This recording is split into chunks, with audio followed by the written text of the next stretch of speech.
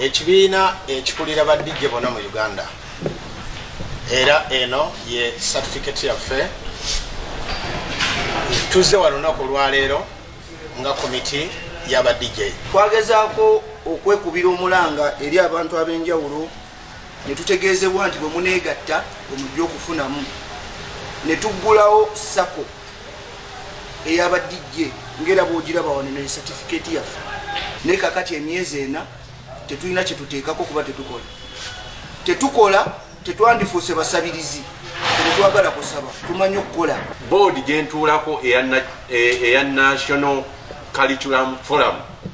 nti DJ olina okupafominga ekivvulu kyonna ky'otaddewo osasula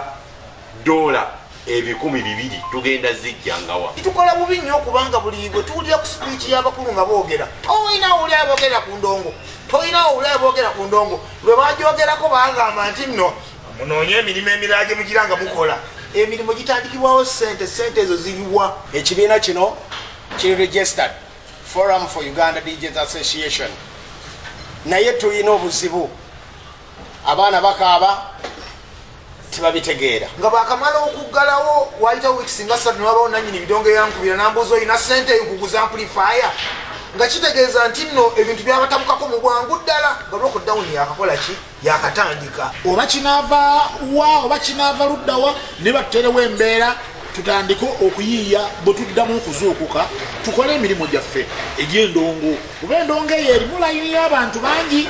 ng'oyinza okuba essaawa eno laba ffe twogera kufe abakuba badijje be mulaba naye waliyo omwana oli atimba ekipande gyemba naalaga waliwo omwana asitula ebyuma waliwo abaana bano